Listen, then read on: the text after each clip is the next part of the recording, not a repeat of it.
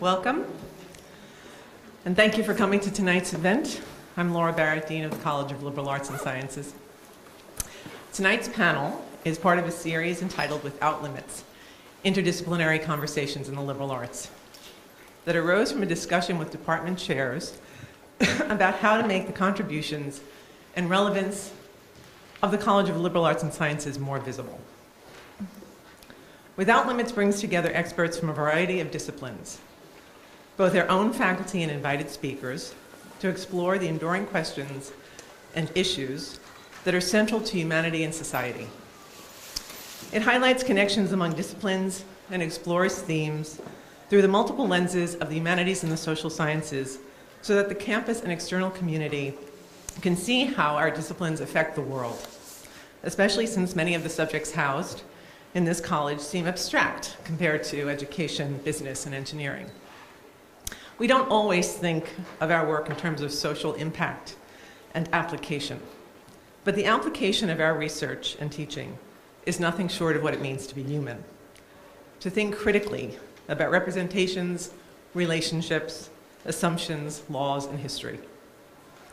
We know the intellectual, cultural, and ethical impoverishment of a world without the kind of careful critical analysis developed in philosophy and literature. An understanding of cultures guided by Asian studies, Latin American and Caribbean studies, and our array of language and culture programs. The examination of historical truths, of historical trends, unveiling of biases, assumptions, and preconceptions afforded in Black studies, anthropology, sociology, history, political science, and women's gender and sexuality studies. The exploration of different modes of seeing and expression developed in psychology, communication, digital media, journalism, and communication disorders. And the study of the relationship of humans in light of the limited resources of our world proffered in economics and geography. What's more, the walls between those disciplines and other fields of studies are permeable, forcing us to recognize that every issue we confront requires the perspectives of multiple disciplines. Past series explored issues of sustainability and food insecurity in the Hudson Valley, representation of self and others, and issues of belonging and community, especially for those who are marginalized. This year's theme, March of the Machines, Artificial Intelligence, Interactivity, and Automation in the Digital Age, reaches toward an infinite number of disciplinary perspectives, contemporary issues, and modes of representation, and makes exceptionally clear the centrality of the liberal arts to the most important questions of the day, whether those questions are about technology, ethics, human rights, big data, or, as in this year's theme, all of the above. March of the Machines has been explored through two films, Ex Machina and Her, as well as a talk by Virginia Eubanks, Associate Professor of Political Science at SUNY Albany, that demonstrated how relying on machines and stark formulas rather than human interaction affects the distribution of resources to our most vulnerable populations. This series doesn't happen without a dedicated group of faculty and staff who are willing to put in the time to create a theme and manifest it in panel discussions, lectures, and films. I want to thank Annie Rochelle, Stephen DiDomenico, Jed Mayer, Scott Levine, I don't know if he's here tonight, and Despina Parker for all of their work this year and for making this year's series very successful. I also want to thank the panel tonight, and I'm going to ask Annie Rochelle to come up and introduce them. Thank you for coming. Hi, everyone. Welcome to Without Limits, March of the Machines. I'm Annie Rochelle, Professor of Sociology and Chair of the Women's Gender and Sexuality Department. We had a great year of events, as our dean said, and I wanted to thank her, Laura Barrett, for her unwavering support of the liberal arts and for communicating the importance of the liberal arts throughout the Hudson Valley and beyond, because I think a lot of people don't understand what we do and why we are essential to being human beings.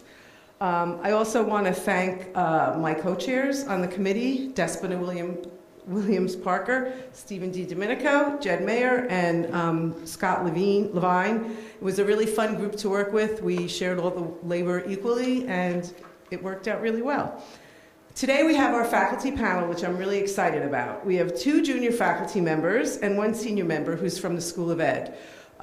Each panelist will talk for 15 minutes, and then we'll have a lively Q&A, which I will facilitate. When you ask a question, please use the microphone because this is being videotaped. And please ask a question. Don't go on and on and on and on about something because I will cut you off. I learned from the best, my colleague Brian Obeck. He's really good at that. Anyway, I'm going to introduce the whole panel, and then they'll go one at a time.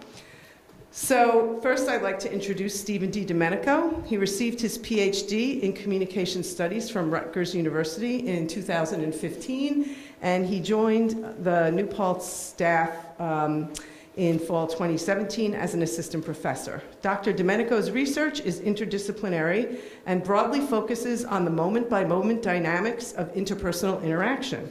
Specific topics of interest include mental health, help seeking and support services, technology use and embodiment in ordinary conversation, and genres of oral narratives in LGBTQ communities. His work has been published in scholarly journals such as Communication Research and Language in Society as part of the edited collection Discourse 2.0, Language and New Media. Stephen's talk is entitled Talk, Embodiment, and Technology, Taking a Doing Perspective on Mobile Phones in Everyday Life. Rebecca Longton is an assistant professor in the philosophy department at New Paltz. Her research brings together phenomenology, critical theory, and aesthetics to address the meaning of sensory experience and how its transformations across historical cultural contexts bear upon our understanding of the self and world. And I have been dying to take her existentialism course since she got here.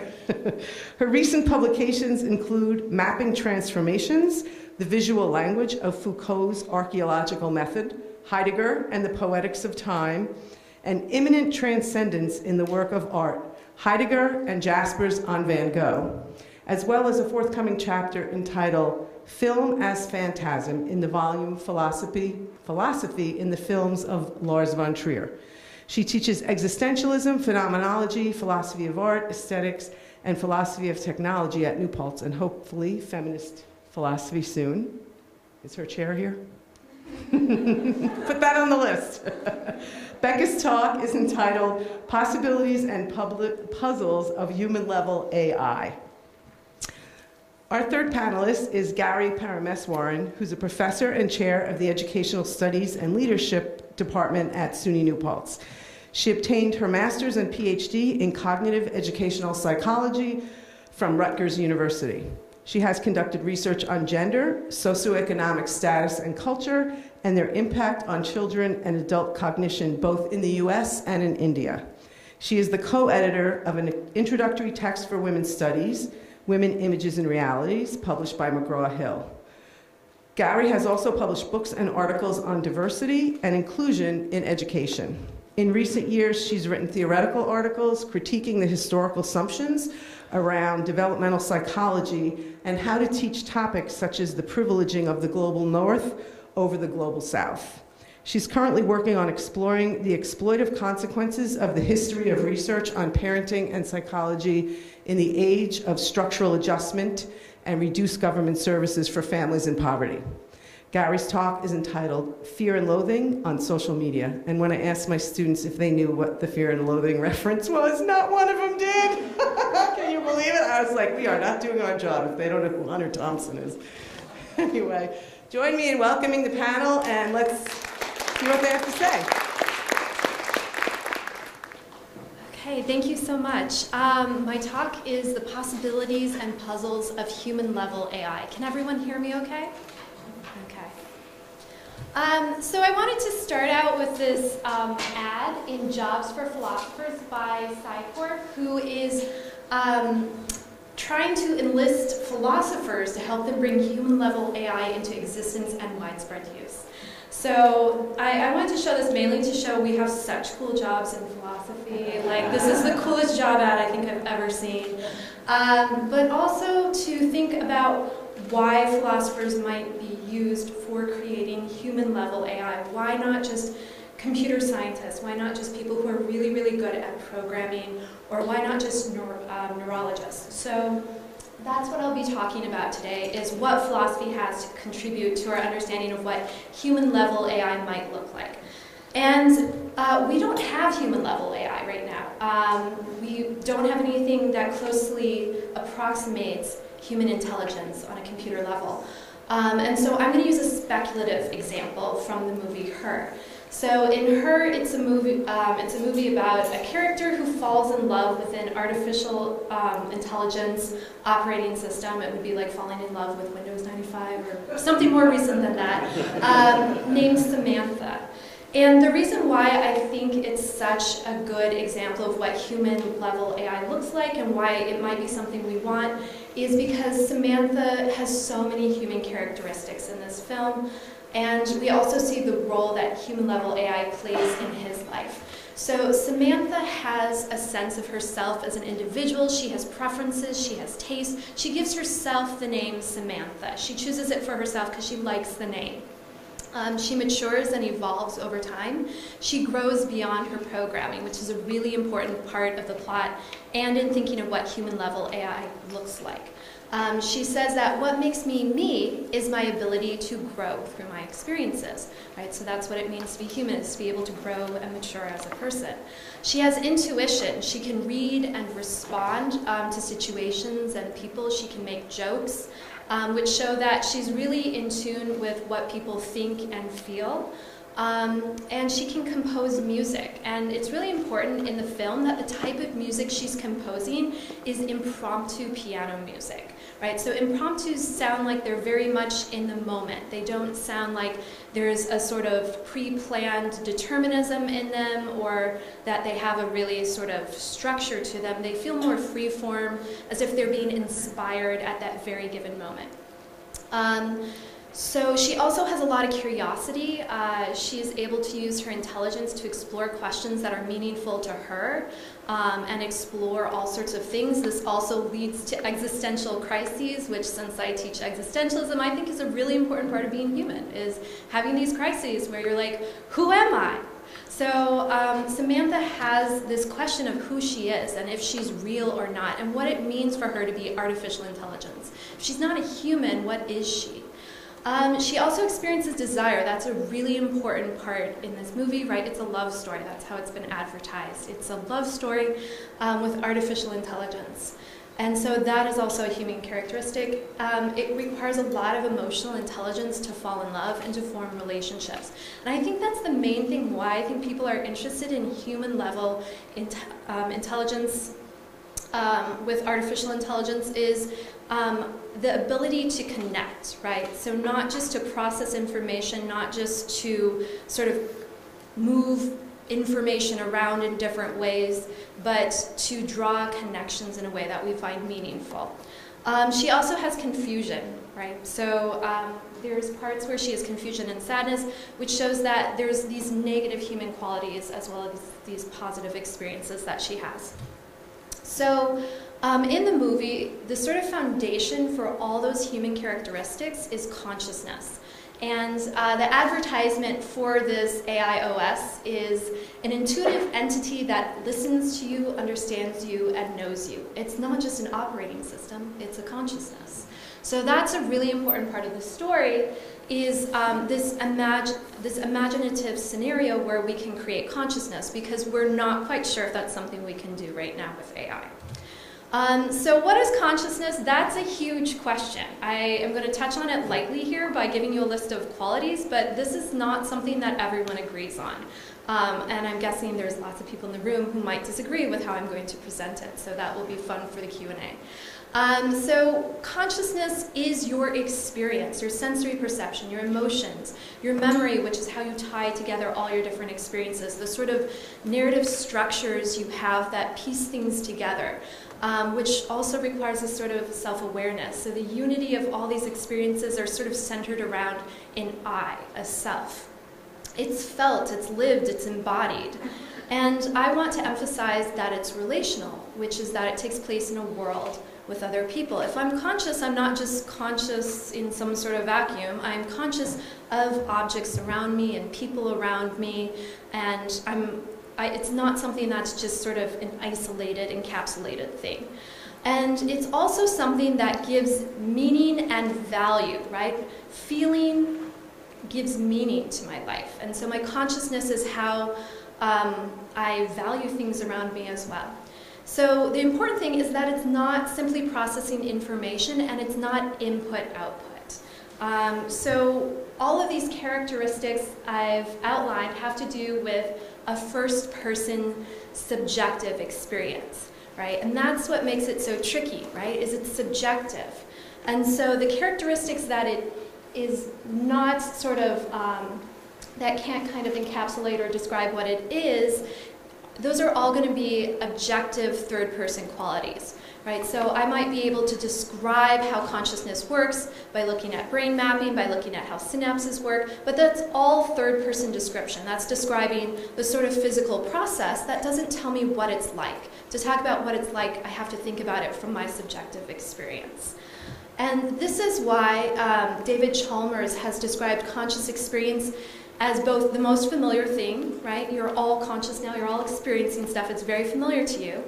And yet it's the most mysterious because we have a really hard time sort of accounting for it or connecting it to its physical causes in a way that seems sort of satisfying and sufficient. So, if that's our idea of consciousness, can we create it? Can we make it? So one of the ways this has been posed over and over again is the Turing Test, which comes up in the movie Ex Machina. So I'll talk a little bit about Ex Machina. But Turing is an English mathematician and computer scientist. In 1950, he wrote Computing Machinery and Intelligence. And in that, he proposes that we not ask the question, can machines think? He says that's too vague. That's way too vague of a question. What do you mean by think? What do you mean by machine? And so he says, instead, why don't we ask a more specific question? And so he comes up with this question. Are there imaginable digital computers which would do well in the imitation game? And the imitation game was a party game, right? So he's writing in the 1950s, and this is what people did, parties, play games. It's a bluffing game, right? So you would have person C, who has to guess, standing behind a screen, and they would be passing notes back and forth.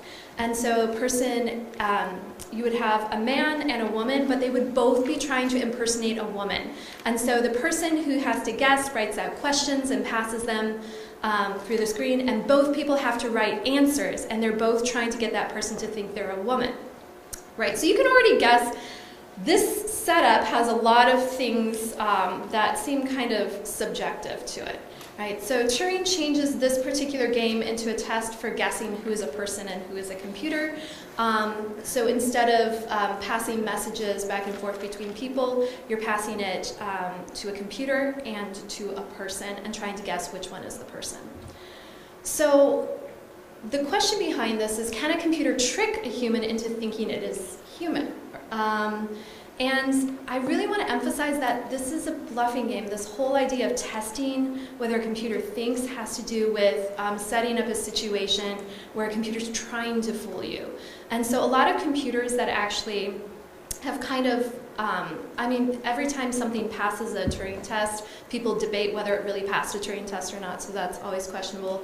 But a lot of times it uses techniques to fool people. So like in the late 1970s, Perry was a chatbot, a very sort of old school chatbot, and it was able to convince people it was a person, but that's because it was acting paranoid. It had a paranoid personality where it thought the mafia was out to get it. And so anything you'd be like, whoa, this doesn't seem right. Instead of being like, oh, it's a computer, you'd be like, oh, this person isn't communicating with me because of this particular reason. So there's trickery involved in it.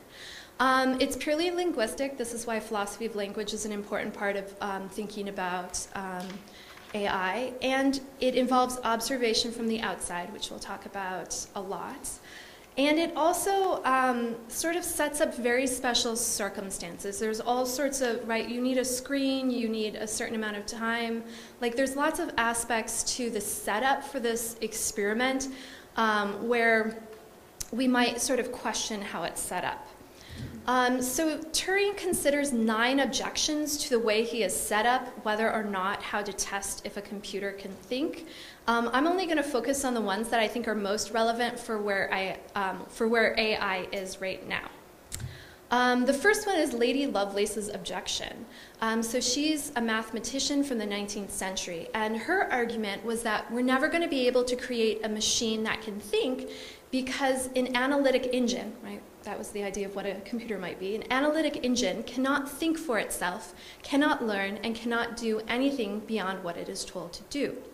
So I like to think of this as the problem of spontaneity. Spontaneity is a sort of Kantian term. Kant's theory of the way the mind works is that it is active. It's not passive. It's not just sort of receiving information and rearranging it according to some determined, pre-given way that our brains function, but that our mind actually has some self-determination to it. So spontaneity has to do with the ability to act freely in undetermined ways and not just following programming.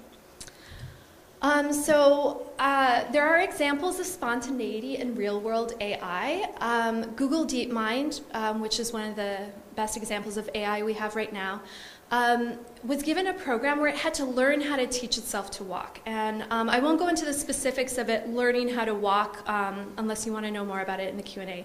But this is an image of its results after it taught itself how to walk. It's flinging its arms around, right? That's a completely unexpected behavior. It's kind of funny. We don't know why it's doing it. But this is a computer going beyond what it's programmed. It has an algorithm that gives it this space to sort of experiment. And then the other example of AI is AlphaZero, which uses self-play reinforcement learning.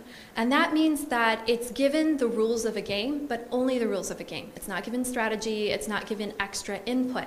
And it plays the game against itself over and over and over again to figure out how to win it.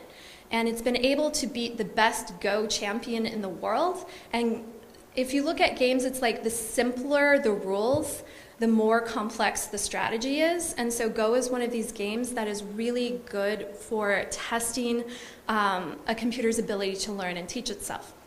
And then the other example was 2 Facebook chat bots started talking to each other in their own language in this sort of closed loop, and no one really knew what was going on. So whether or not they created their own computer language and were having a great conversation or not, we don't know.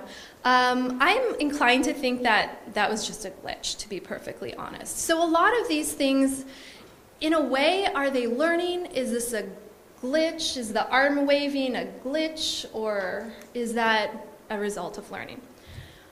So here again, I want to turn to sci-fi to look at what spontaneity really looks like. In sci-fi, we have artificial intelligence that can create music.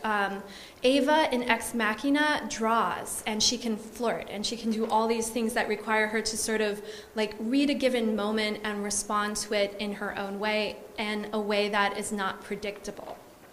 And the other reason I love this movie is they get into the hardware of it. So I've been focusing on the programming, like what sort of program do you use to create AI?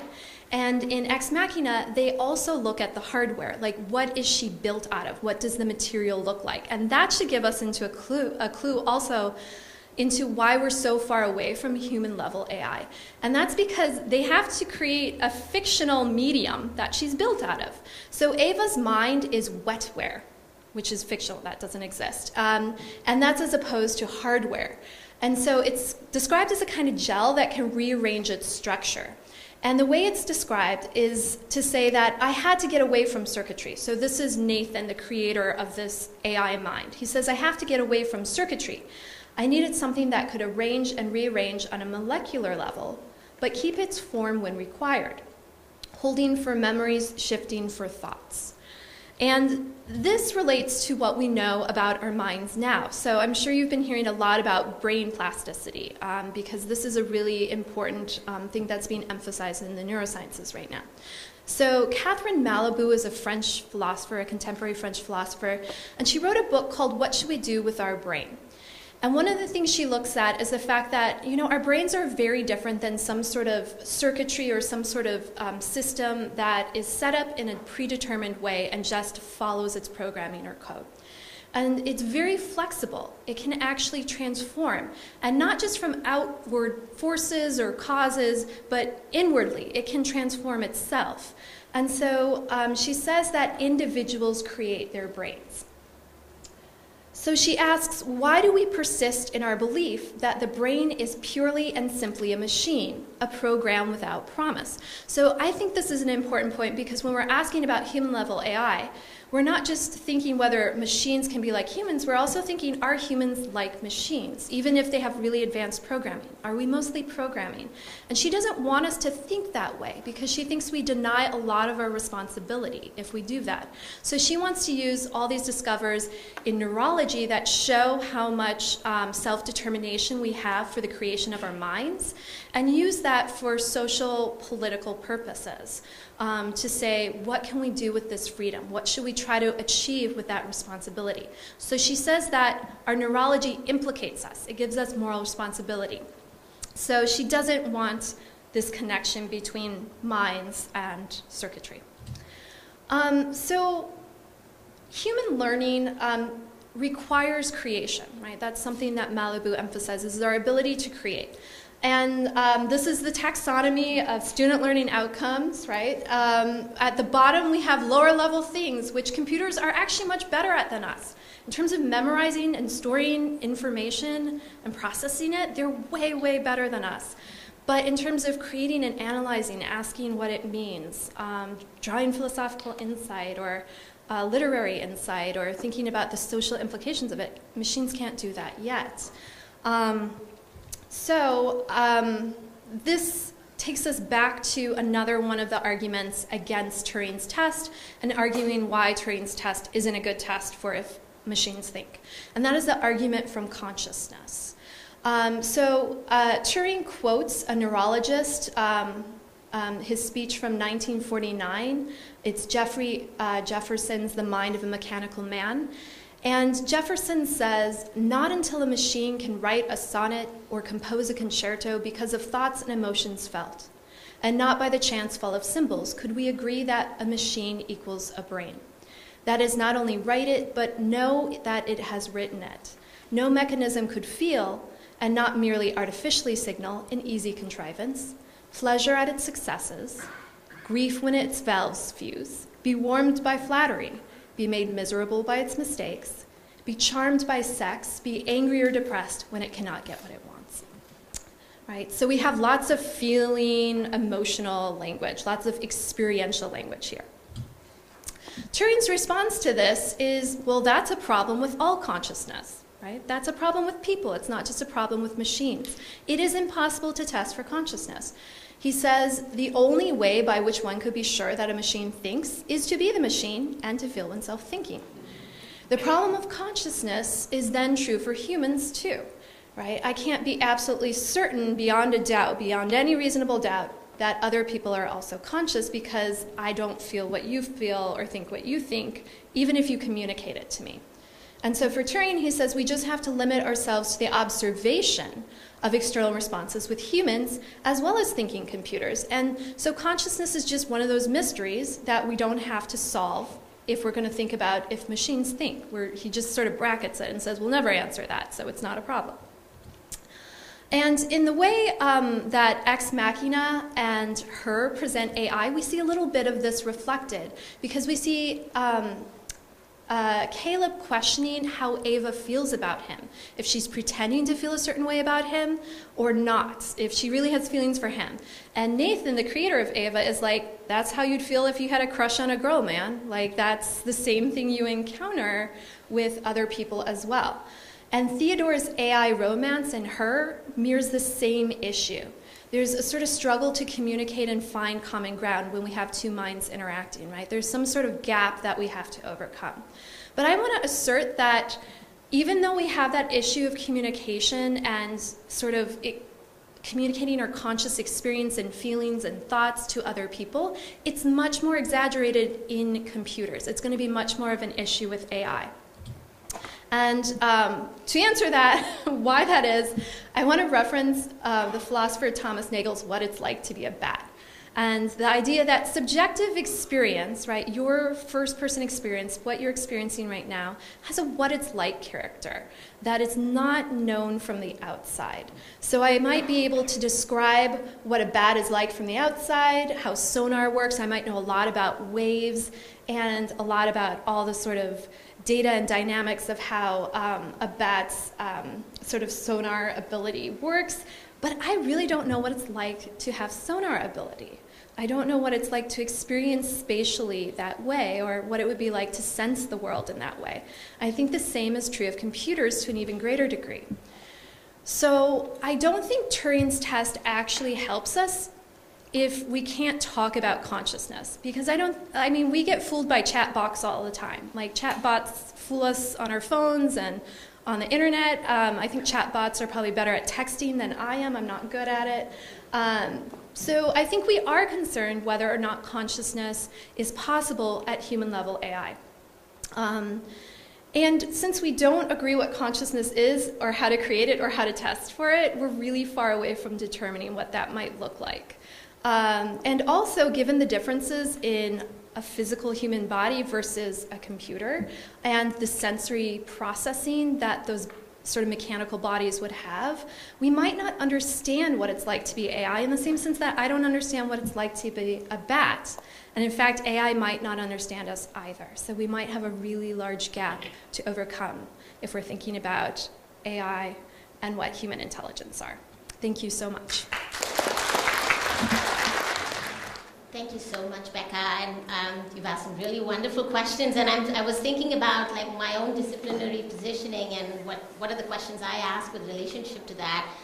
For me, I'm a developmental psychologist, and I've been asking this all of my professional life, what makes us human? So while you ask the question, how can we make machines more like humans, one of the things that I haven't yet been able to figure out is what really makes us human and what makes us a developing human. So I know that, I've been asked to keep my thing to 15 minutes, and since I didn't want to waste time, I'm just going to read as we go through the slides. So I have a complicated relationship with social media. I was one of the early adopters of Facebook. It was wonderful to get connected with my friends and relatives scattered throughout the globe, as many immigrant connections tend to be. I could see pictures of weddings and birthdays, housewarming, and graduations of several generations of my large family. A couple of years into using it, it began to gnaw me that I had a front row view into all of these events in people's lives, most of whom I barely knew in person. I kept connecting with people in my community using social media to organize my activist work and connecting with like-minded people. But one definitely begins to notice that the world grows in you in a way that it had not before.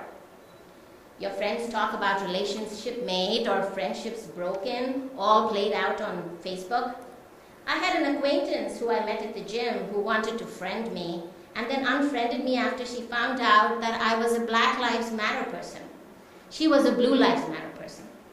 In real life at the gym, we may never have discussed our politics, which brings me to something that is unique about our relationship in the world via social media. We are omnipresent in the world and it in us. And most of us are merely symbols, metaphorically and literally, rather than the complex persons we are. In some ways, we and the world are paired into simple two-dimensional cutouts that make our social reality so easy to digest that it is addictive. When I had mentioned to someone that I was deactivating my Facebook page, the person's immediate response was, "How are you going to get your news now?" Which of course is a bizarre question, except that it is not. Everyone gets their news from social media these days because everyone else they share their worldview with is also on social media and connected to them. As you can see, Facebook and social media platforms and the platforms that it owns has the largest share of the market. The astonishing facts here are that 4 out of 7.5 million adults are on social media globally, and a good number get their news from there. Most adults in all countries are now on social media. I wouldn't say most adults, the majority of adults. It's fastest growing in the global south. So these are astonishing facts. You can ask, so what? We are told that social media is wonderful because it keeps us connected, like it did for me and my family. We can keep up with the news. We have support groups online in case you're going through a mental trauma. People have been able to organize. They're always pointing to the Arab Spring as the place where everything happened. The social media is where it made what Egypt possible, the uprising in Egypt. It helps businesses, we are told, and there's an outlet for creativity. We are told organizing is just not possible without digital media. Though, have any of you noticed that most people who show up for your organizing events are people you know and have invited personally? Since I don't have a business to publicize, the question I ask myself these days is, will I be less connected to my community and my friends without Facebook? Will I feel less supported, less appreciated, and know less? And I have to answer truthfully and say, no. Most of us just feel like those will be the outcomes, but there's very little basis for our beliefs. A phenomenon that experts called FOMO, or the fear of missing out. We have to probe a little further and ask, what about Facebook or other social media makes it insidious and makes us squirm during our most unguarded moments? A little history here. So you have the old traditional media, with the 5 major companies. We were once told, if any of you have read Chomsky or, heard him speak, he constantly talks about the 5 traditional media companies that governed all of what we did for basically the global, neoliberal, military, industrial nation state governed our common culture through their books, TV, radio, films, all of those things. Today, of course, information is decentralized and collective. The self-organizing collective intelligence, or SOCI, we are told. Anybody can tell a story. The crumbs of the internet are their links, and it is global. However, we have to say that the backbone of the internet, that taxpayer money like yours and mine helped to create, is still commercially profit-driven and dominated by 6 tech companies. Here are a few of them up there. They rely heavily on clients, sometimes secretive, to make their profits. The powerful corporations that control the internet and their political backers co-opt themes from the margins of the internet and make them mainstream and seem most reasonable. So here's a wonderful map that I found that sort of ties all of those things in. And it's amazing that at the very center of the media network today, even the traditional ones you can see is Reddit and 4chan. And 4chan is one of those alt-right channels.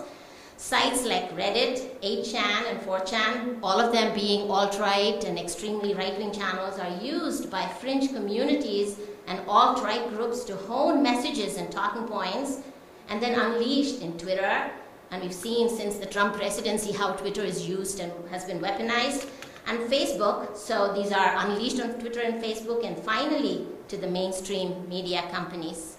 For instance, Breitbart.com, and most of you I'm sure know who they are, make up more than 50% of Twitter links posted. From Twitter, the hoax and fake news links make their way to the other sites where they are further processed and sent back to Twitter in finished form, often edited and selectively presented.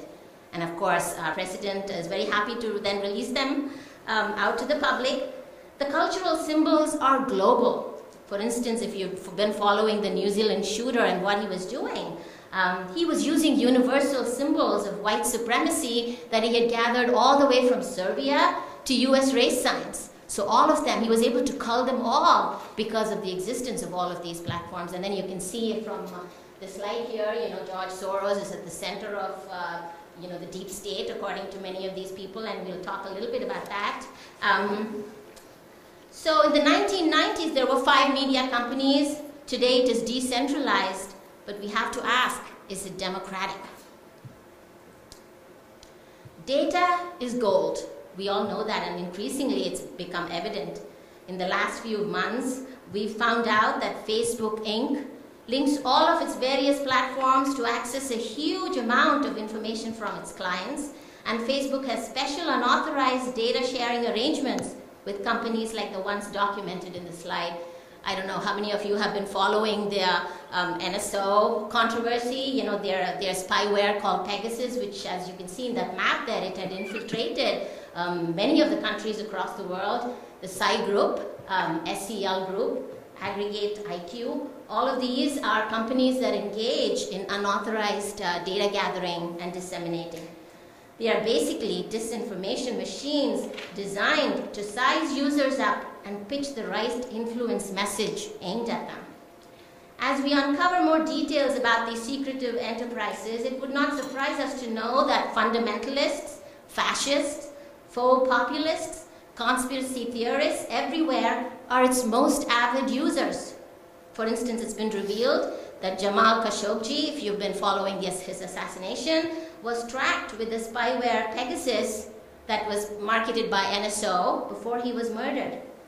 In order to hone in on their target, these data companies have to violate a lot of privacy rights of ordinary citizens around the globe. For the new digital merchants, their clients are the advertisers, governments, and political interest groups, and we are simply the product. So you can see how the big switch has happened from traditional media, where we were the ones they were marketing to, but now it's actually we are just the product. They're going to package us and sell us. The chaos of the internet and the digital profit mercenaries make a perfect storm where hate and conspiracies can be spread around the globe unabated.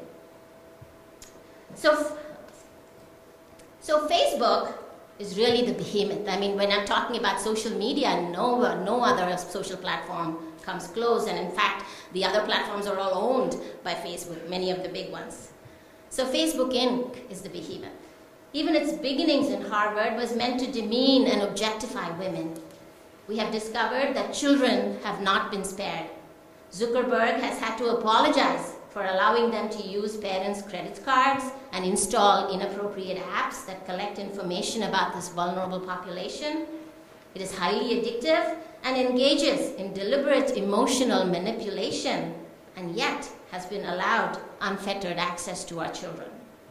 It is a core platform with a monetized scheme with few real-world complications like other transnational corporations have had to face. Algorithms, recommendation agents, and filter bubbles have changed the way the people with similar worldviews find each other on Facebook. New technologies like deepfakes make fake news very realistic. They can actually use your picture and make you say things you've never said before. It's easy viewing and responding, and is ideal for our hatred and anger to spill out with little remorse. Billions of people fill it with content. Baby photos, birthday wishes, concert promotions, psychotic premonitions. No one is paid by the company for this labor. On the contrary, users are rewarded by being tracked across the web, even when logged out, and consequently strip-mined by a complicated artificial intelligence trained to sort surveilled information, which are then made available to advertisers and other third parties who now know everything that can be known about you without really psychoanalyzing you. Amazingly, none of this is secret, and despite the company's best efforts to keep it so, somehow people still love it and use it. So, platforms like Facebook weaponizes emotions like envy, jealousy, anger, and hate. The face of hate has changed. KKK membership is actually down and it's dwindling, while internet-savvy groups like the Identity Europa that you see up there, Let's Become Great Again, is on the rise.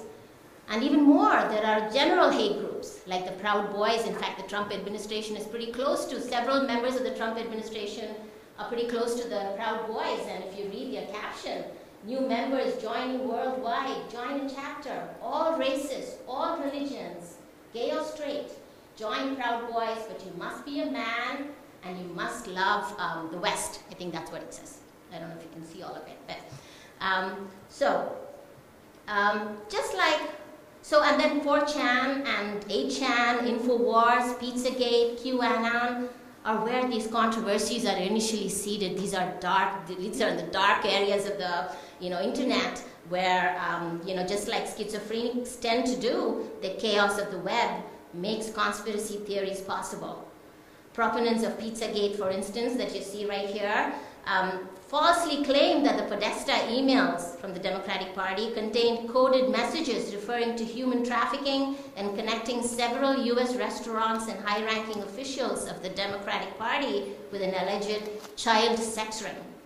And it was so successful, the controversy that Pizzagate created, that there were whole new other controversies that came about, QAnon being one of them. And QAnon refers to the detailing of a supposed secret plot by an alleged deep state against U.S. President Donald Trump. And of course, Soros and Hillary Clinton are at the very center of the controversy, according to QAnon. The new hate is global and connects symbols from the dark edges of the internet, and the spread is aided by platforms like Facebook. So you can see, I mean, this really threw me off, because I did not expect it to dovetail like this. For instance, Trump's anti-Muslim tweets you can see how closely they sort of tag the actual number of hate crimes against Muslims in the US. So these tweets are not just, on the internet, they actually translate into real life actions. So the doctored videos, up there you see the doctored videos that Trump shared, showing Muslims acting violently, destroying a statue of the Virgin Mary that he picked up from a far-right group in Europe. So all of this hate is unsparing and reaches into the very remote corners of our physical world, like the attack that's planned right here in New York against a group of Muslims in a place called Islamburg, which is deep in the Catskills. There have been a bunch of Black Panthers who had converted to Islam, and they had this commune in the middle of the Catskill for about 40 years, and nobody had even known about this, or there was not a big controversy around it. The local community accepted them, and there were no issues between in terms of the relationship between Islamburg residents and the local community, until there was controversy in the internet, and it directly led to 4 men arming themselves to attack people in Islamburg. So they were caught, and they lived right outside Islamburg. They had never known about it, and when they were caught, they had never visited Islamburg either. So you can see how it directly translates into hate.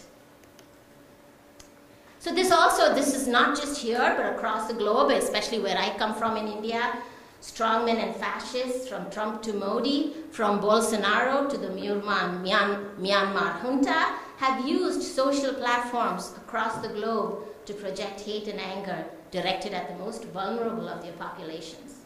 Mob violence has resulted in the lynching and deaths of individuals on unverified claims about violence against mainstream communities on issues like child kidnapping. So a rumor would just spread, and there would be a lynch mob right at the doorstep. In places like India, WhatsApp has been the principal vehicle for spreading hate and fuel anger. And WhatsApp, by the way, is also owned by Facebook. The use of these groups also allows for certain dynamics to emerge. For instance, if some members of a group question its agenda or policies, they can be deleted by group leaders, shaping behavior and creating new norms. After WhatsApp was introduced, so India had been experiencing a downward trend in communal violence, but after WhatsApp was introduced in India and it became a big deal, it actually went up from 2012 to about 2018. It has been going up. Violent incidents in India have risen about 40%. Low levels of digital literacy and new freedoms accentuate the problem. So this hate is not accidental. It's not something that just like crazies do online. There is a method, and I think like there's regularity to this madness. It is woven into the very architecture of the internet. As a capitalist enterprise, the platforms depend on conceptualizing us as public individuals while deceiving us into thinking we do have a choice of privacy. Messages are encrypted, but the platform has ease of use, flows to engage with its readability, and has ease of response. Like anybody can put anything up, right? There's like a torrent of response, especially on charged issues. Tech companies ignore the history of violence when marginalized groups express themselves publicly. White, hetero, cis men is the only group that has been allowed punishment-free expression historically, and the internet is not an exception. Platform capitalism requires making users themselves be a product to be delivered. Thus, Facebook demands that online and offline identities are clearly connected. So they demand, so if you have two accounts, there's like a little crackdown that comes on you. So Facebook demands that you have one identity and they're able to sort of categorize you as one person. Tumblr, which is an alternative, it used to be non-commercial, now it is, does not demand this. And thus often people with non-normative sexualities and gender actually prefer to go to Tumblr to escape stigma and abuse. Names are changeable in Tumblr, so you can see in that. Facebook says, you know my name, not my story, while Tumblr says, you know my story, but you don't know my name. Today, since Facebook owns the major platforms, they have linked the identities in all of them and is constantly tracking us even when we are not on Facebook. The gadgets that make it easier for us to engage digitally have cameras and microphones and other trackers that are monitoring our movements, activities, and even our very bodily functions. The CPAP machine, apparently, they found that that had hidden cameras and hidden trackers on them. So the result is that online platforms are hotbeds of trolling and hate, as you can see in these. Twitter proves most toxic for women of color, and you can see Facebook, the trolling hotspots. Facebook is at the very top of it. And another statistic is that 65% of 18 to 21, 29-year-olds have experienced online harassment. So all of these statistics point to the fact that this commercial media that we sort of have to interface with really is not good for many of our mental and physical health, especially those in the margins. While capitalism has stripped us of our communities, it offers us a mirage community online. Nostalgia for community leads us to seek belongingness in fictional spaces where one or two issues is really the binding force. We know very little about individuals in the group, thereby allowing for a warped sense of community where anger and hate is the predominant theme and where all relationships are transactional. So Shoshana Zuboff, who wrote Surveillance Capitalism, a book that was just released this year, she writes, a key theme I write about is that surveillance capitalism has thrived in lawless space. Regulations and laws are its enemies. Democratic oversight is a threat. Lawlessness is so vital to the surveillance capitalism project. By now, it is very difficult to participate effectively in society without interfacing with these channels that are supply chains for surveillance capitalism's data flows. So you can see even like the doodle poll that it's so hard to do your work or to engage in any kind of social interaction without engaging with all of these commercial platforms that are constantly sort of picking up data points from us. We know, okay, fear and loathing are inevitable. Sorry, I'm going to go on to the next slide. 13. So is there an effective response possible? Tech companies claim that they can self-regulate. The string of recent events prove that they cannot or will not. After New Zealand, it is very clear that they cannot. The gunmen, for instance, in New Zealand, streamed the shooting via Facebook, and there were hundreds of people watching the shooting with not one of them flagging the company. Some people say that it's because it's so video game-like, they didn't think it was, that it had anything to do with real shooting. So the shooting was downloaded 1.5 million times before it was taken down. Facebook has instituted some superficial policies that have not been effective and has simply banned groups, thereby stifling dialogue.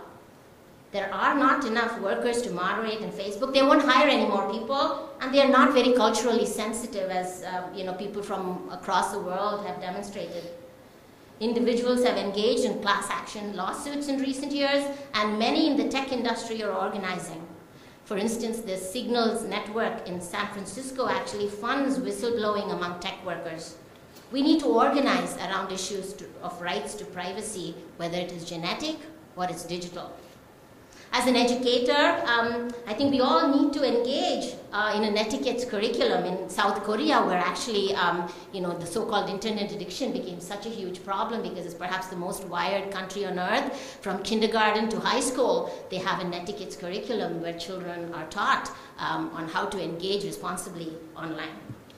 But ultimately, we have to organize to push for stringent government regulations. We need to treat Facebook's ubiquity as dominance and not popularity. We ought to push for more stringent rules around sharing information and user control over this information. The EU data gathering restrictions, the general data protection regulations that they have introduced, is a model for us, but it falls short of protecting their customers. Elizabeth Warren and Bernie Sanders have been talking about breaking up the big tech giants, but we need to perhaps go further and think about a human digital Bill of Rights that requires freedom from exploitation online. So Richard Wolffe, one of my famous Marxist economists, in talking about the precarious times we live in, with hastening climate change, violence and inequality, and the possibility of nuclear annihilation, gives us two choices. Work fast to build solidarity among workers everywhere, or face the prospect of ruthless leaders and corporations using hate and anger to divide us. Online, it is very clear that the latter has won out.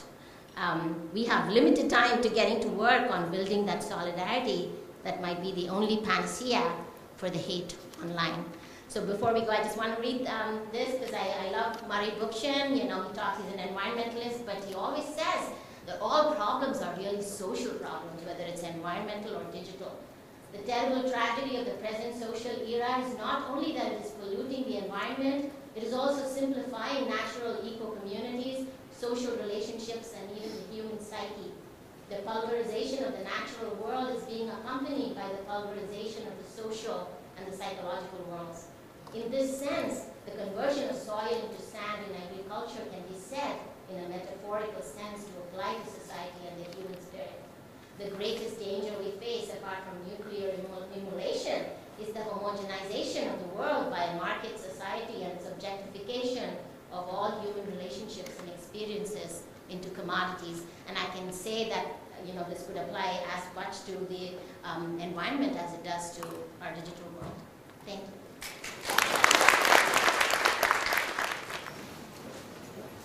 Hey everybody, how y'all doing tonight? And thank you very much for the presentations. I think that I came a little late. I was trying to find this building on campus. I'm like, what's it called, the science building? Yeah. All right, and they're sending me all on the other side of the campus. I think that all of the presentations were particularly, not just had a lot of value, but all very valuable with respect to how we would like to go forward as human beings in the world. I have a couple of questions, but I'm going to ask one. I have a question for Rachel. I'm sorry. I won't be mad.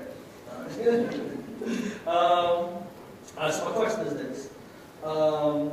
Do you think there's value in engaging in cultural analysis of the idea of consciousness? So that's the question. Let me just add a little bit of context and take about 30 seconds. When we start, in your presentation, you talked about, yes, that there is, even within the philosophical community, some type of disagreement about what consciousness is. And even when you look at within the sciences, you see a lot of animal behaviors talking about, animals have consciousness too. You see biologists and also, let's say, individuals who engage looking at plants, saying, plants have consciousness also. Right? So therefore, also when you look at other cultures, particularly I'm speaking about within an African philosophical analysis, not African American. African Americans tend to be committed to an idea about what it means to be a human being and consciousness that came out of European culture. Right? African consciousness, they say, oh, this idea of Europe, what it means to be human over here is different than what's going on over here.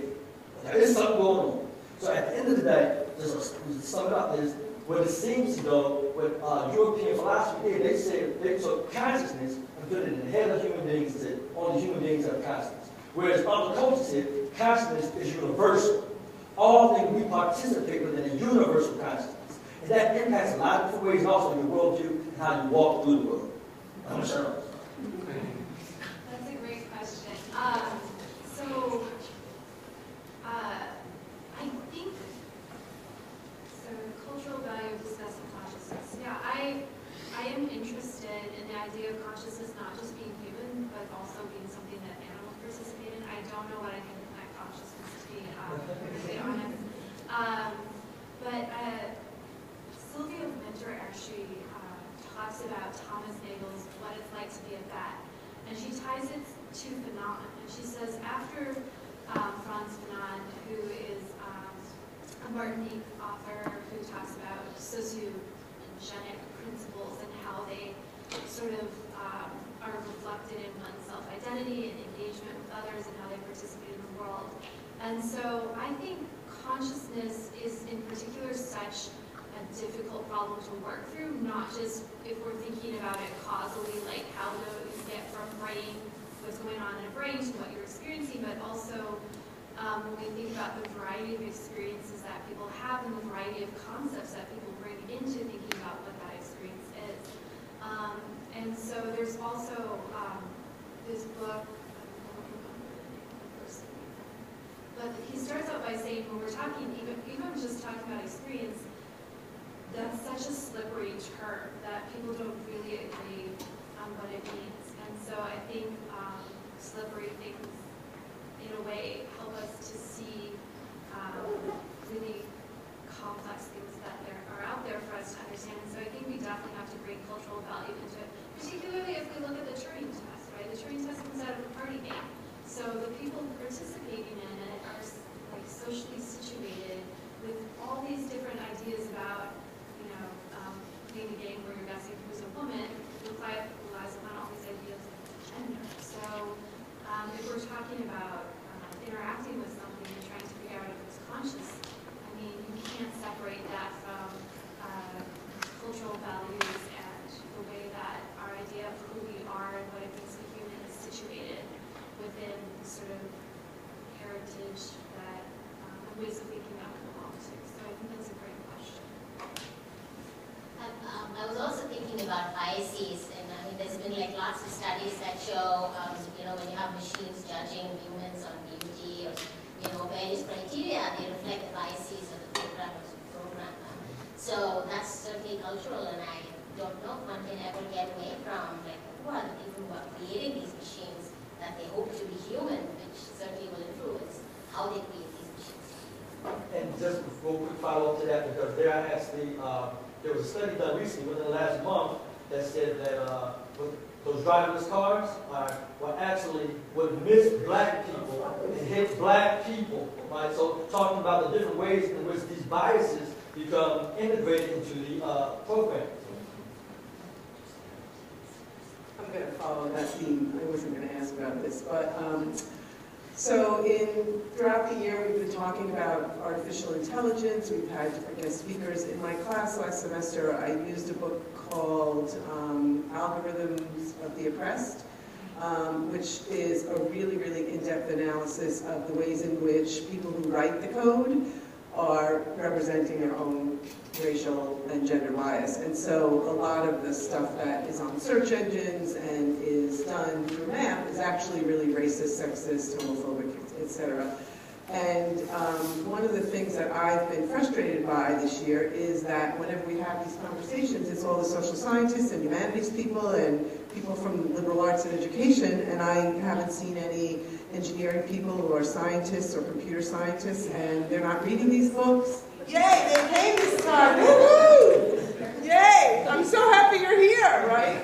Because, I mean, even for me, I was like, how could it be biased? It's math, right? And I don't really know anything about math or coding until I've read some of the stuff. And so I'm just wondering about the ways in which you think that this should filter into the conversation about all the different things you're thinking about and writing about, and the ways in which we can not continue to recreate these hegemonic structures.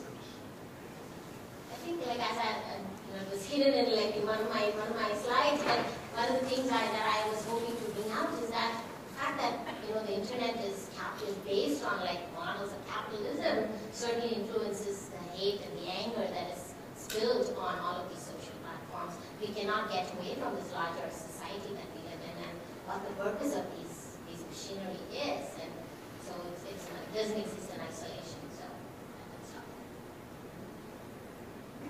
I guess I'd just say that, like, in my particular context, the way that people are using these tools without necessarily reflecting on them, and I think that goes for a lot of the examples that are brought up already, but if we're just in a conversation and we're using something that is going to just make things more efficient, or the ease of use is word. So like if I used an automated digital assistant just to pull up an image, for instance, I'm just still not even thinking about potentially all those biases. That's something that, you know, so it's in, I think even when it's perhaps less about social media, perhaps we're even less reflective about these interfaces. So what do we do to make ourselves more reflexive about it, right? Go to college. But also be applying this critical lens to all modes of activity they're engaging in, which is really difficult to do. I have to say, there's times where you just want to watch Bravo and take, you know, it's awful TV, but it's those kinds of things are sometimes you're just not thinking critically about the social problems and the ways they might permeate how you're engaging with things. In some ways, it also seems fatalistic when you think about, like, these companies know more about me and have me pegged and know my deepest, darkest biases and secrets and desires. I have no pretension that I know better than Cambridge Analytica or Facebook or whoever they're selling their data to. So it's in some ways like our biases are sort of baked into all of these data sets that they have about us. So can we escape them when we're using our technology? I don't know. I'm not sure. I'm just going to ask, it's a relatively quick question. So I've heard a lot about the fact that the danger of artificial intelligence isn't so much in machines becoming more human and humans becoming more machine-like. And I think you all touched on that with different perspectives, so I'd be interested to know what you say.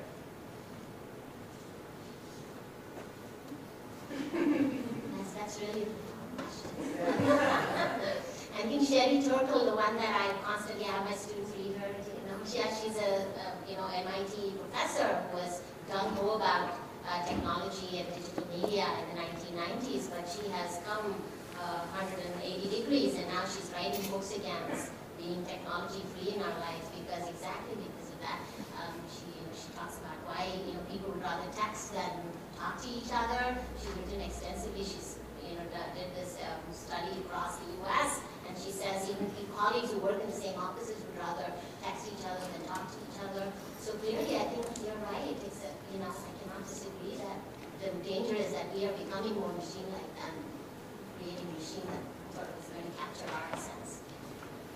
Yeah, one of the things I really love that came out of Virginia Woolf's talk is the fact that we're trying to automate the things that are hard in life, like empathy, and figuring out what's just, and what do we do to make this world a better place. And I think part of this is really questioning the means by which we solve problems. Like, so if we think problems are just data, and you just have to get the right answer, and that you just need a bigger brain to solve that, well, then we're going to just give that responsibility to machines. But if we think, and that's why I kind of emphasize affect and emotion and feeling and connection in my presentation, like if we think of solving our world's problems as something that requires compassion, then I don't think we're going to give that responsibility to an automated mind or an AI. And I think we just have to sit with our responsibilities and not try to make life easier in that respect. One of my favorite examples from one of Sherry Turkle's books is when she interviews a male teenager who had been given some really bad advice from his dad, and he said it's just bad advice. But Sherry Turkle said, well, what if you could replace that parent with a robot who knew everything? And so there would be no gaps in knowledge. This robot would just give the absolute best advice.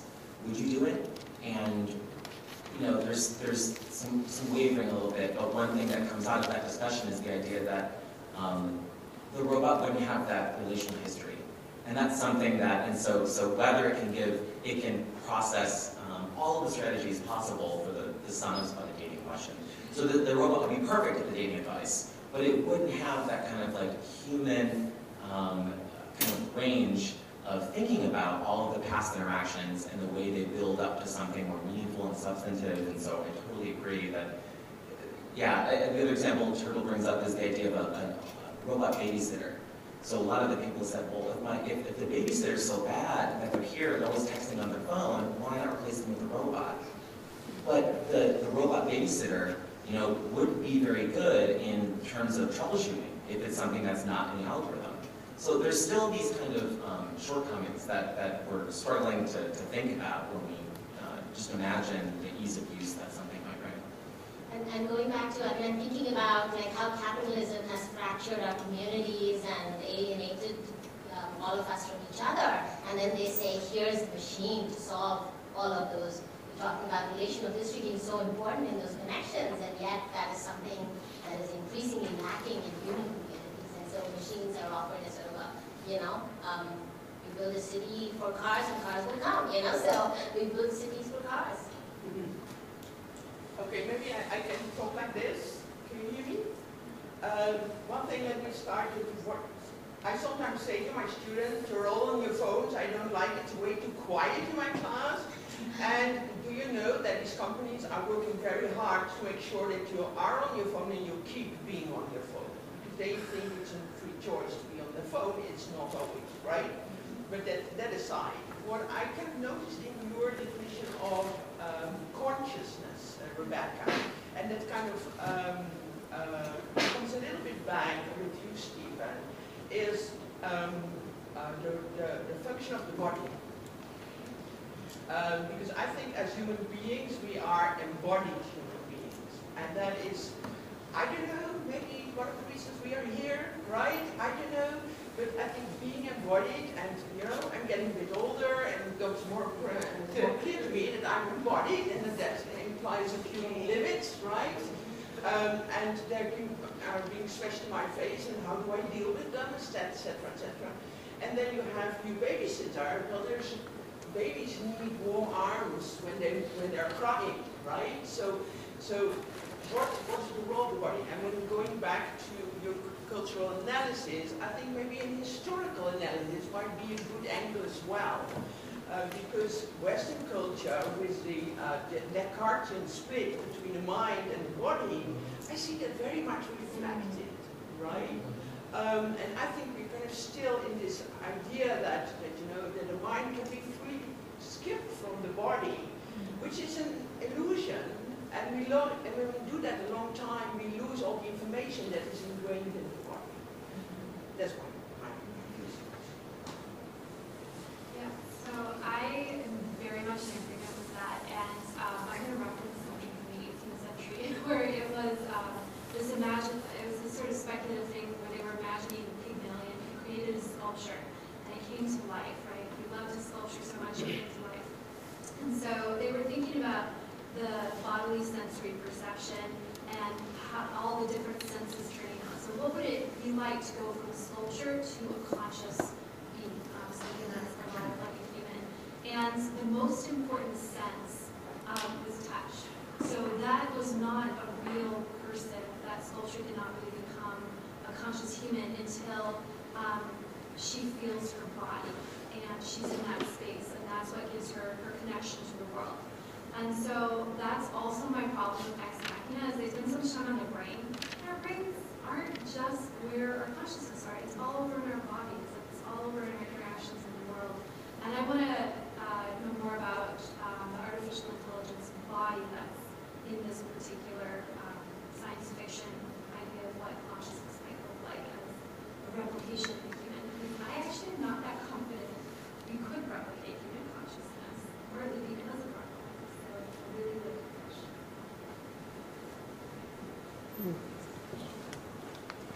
I think this question actually piggybacks off of Dean Barrett's question. I was thinking about, Gary, what you were talking about in relation to how fake news stories sort of circulate as a result of the artificial network of intelligence that's existing, right? And I was thinking about human intelligence becoming artificial intelligence because fake news is artificial, right? And what then is the impact that it has on us? Like, what is the bounce back from the creation of artificial intelligence in the web? And then I was also thinking of sort of in connection to what Edith was talking about, is it sociopathic if we just have then these networks that are designed, right, that are attached to algorithms that then produce and reinforce racism, sexism, homophobia, all of these things? Is it sociopathic because it can't feel? So is artificial intelligence, in a computer sense, because it's not tied to the body, precisely that? In fact, I think at Eugene Eubank's talk, I think one of the questions that I had that was so fascinating, because she talked in gory detail about all of the ways in which people were disenfranchised because of the use of digital technology. And I was thinking about, my question was, if we could think of a different society where inequality is not baked into it, where we just don't accept racism and sexism as the normal, would machines be able to work better, you know? And so she talked about Norway, which was, so she said in Norway, right, people just trust the government because it's egalitarian and the government has a lot of access to your information and it can access it. But then suddenly the government changed and then, it became like a right-wing government, and then suddenly people were now paranoid. So I guess, I don't know if I can answer your question. It's a wonderful question, but at the same time, so I guess I don't know if we can ever think of a society where I can think of it theoretically in my head that we should be living in a society where we would be able to trust that machines would actually help us and not hurt our development. But I don't know the practice it can actually work. So, yeah. I don't know if you want to. Good. Yeah, but Question for Gary. I haven't had social media for like about a year, and I'm assuming that's a trend that's going to really kind of build out to it. I would say people probably people of all age ranges, how do you see the demographics of online hate and anger changing given people's changing habits with these digital spaces, whether that's local, national, or across the globe? That's such an important question. I don't know if I have an answer to that, except that people have I think young people don't use Facebook as much, but they use Snapchat and Instagram and all of these other platforms. WhatsApp is as popular as ever. So I think it can only change if we push them to sort of move away from that. I would say, like, just at one point in the 1800s, people were arguing for public spaces that were not governed by commercial interests. And I think we as a people will start to need, because I think the need for connecting, especially in sort of the fractured environments that we live in, is so intense. We all love connecting with other people, and we need that. We're essentially social beings, and it's not a bad instinct, but when it's used in sort of an exploitative environment, that's when I think it can inflict the worst harm. And so I feel like, we're never going to have people completely, it's like, we cannot have the clock turn back to a space where people are not going to be using social media to connect with each other. I think it's become a way of life. Can we argue, for instance, Elizabeth Warren's proposal that Facebook has to be broken up and maybe come up with alternative, even a government-funded social media that will be independently managed. I can see that working, actually, and I can see that will not foster the kind of, sort of exploitative relationship that's currently happening. To me, just like Bookchin said, the problem with the digital is the social and the political and the economic. It's really not the digital. And so I think that's where the pressure of community groups ought to be, I think, not to tell people to turn off the web, because in fact sexting is at an all-time high among teenagers, when you think about it. And you think, in fact, I teach adolescent development, and we do a whole segment on sexting because the majority of 15 and 16 and 17-year-olds confess that they have sexted to other boys and girls, and they have sexted back to them. So, and the consequences of that can last a lifetime. So we need to educate, but we also need to push for better, I think, laws around privacy. Yes, sure. I'm not sure if everybody heard, but today actually Facebook actually passed a new, law, as it relates to their platform. They're getting rid of all white nationalist rhetoric. Right. So what do you think about that?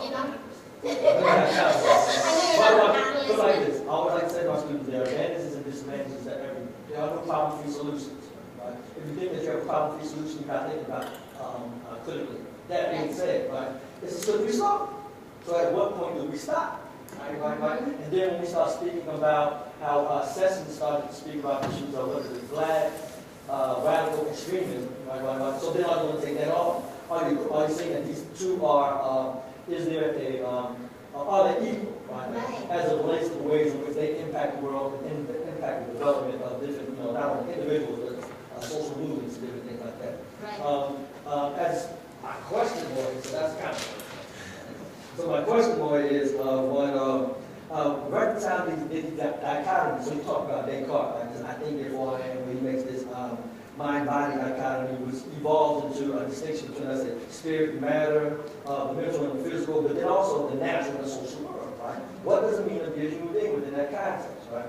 And I think that there are different ways in which we need to understand that. And what Dean Barrett was talking about, there's a danger of becoming more machine-like, right? And as opposed to machines becoming more human, right? So how do we reconcile that? But then also, what does it mean to be a human being? So if we're saying that everything has consciousness, then that danger can be shifted in a little bit, well, differently. Within context where though we admit everything having consciousness and walking in a world in which we view that we have not only obligations, let's say, to the machine, right? But let's say to the desk, right? To the natural environment, I have an obligation to water, stop putting this toxic stuff in it, right? Obligation to the trees, right? All of these different things, right? And you see that within the European culture, this idea of human beings is a foundation for them to deny those obligations, not just to other human beings, right? But to other things. We're going to poison water, we're going to poison the planet, right? Different things like that, right? Ultimately, now I want to tie this into Steve. Gotcha. So this is where I'm going with this. You spoke about a more wider sense of communication. Right? When you talked about the phone kind of summoning an individual to come to the phone, right? And there are a lot of times when we start to engage this, we start to understand the different ways in which we define things are particularly narrow, right? And with access to all this information, we need to widen that scope. So for me, I want to widen the idea of what it means of consciousness, right? What it means to be a human being, different things like that. Would you say that the natural environment, weather, communicates with the individual? Right? So whereas, okay, you said that the phone summoned the individual. Right? And I always like to use these and teaching my class, weather, climate, like when it's cloudy outside, it impacts you differently. Y'all heard the seasonal effect of this one, right? If you go up within a context that has very little sunlight, that impacts you. Right? Seattle, raining all the time, different things like that. Where does Starbucks come from? Right? Why does it come out of that particular context? Different things like that. Right? How that impacts individual moods. If you live in a place where it's sunny all the time, that impacts you too. So are there ways in which are you open to understanding communication in that summoning, whereas though we can talk about that summoning being located within, let's say, natural phenomena? Mean like the environment around the speakers? Yes. I guess I'm interpreting very literally. Right, I'm talking about the environment, not just around the speaker, right? That, but also the natural environment, clouds. I'm not sure I think about it the same way, because the way that I am sort of, I guess, narrowly thinking of the summons is that it makes relevant a kind of, it's a call to see if the channel for communication is open. So if I say, Anthony, you say yes, then I know the channel for communication is open. The same way with the phone. If the phone isn't picked up, then communication is not happening. So I'm not trying to do a good job with your question, but I'm happy to talk more maybe over the beverages refreshment. So actually, the notion of affordances that Stephen raised actually comes from developmental psychology and development of young children's physical development. Actually, that's the place where originally the term Gibson came up with the notion of affordances. And the term actually says that children, we think that physical development is almost universal. All children develop about the same way, but yet they were a husband and wife team actually, and they sort of documented how small changes in the environment could mean enormous changes in when children learn to walk, or how they learn to walk, and whether they trip or they don't. And so he documented across cultures how small changes in the environment and in the natural world can bring about changes incredible changes in the physical development that set you on a totally different trajectory of development. So in answer to your sort of question, I would say yes, the clouds and the trees, all of them do bring those affordances into play that sort of very minutely choreographs our development. Thank you everybody for coming. We're really glad you came and hope you enjoyed it.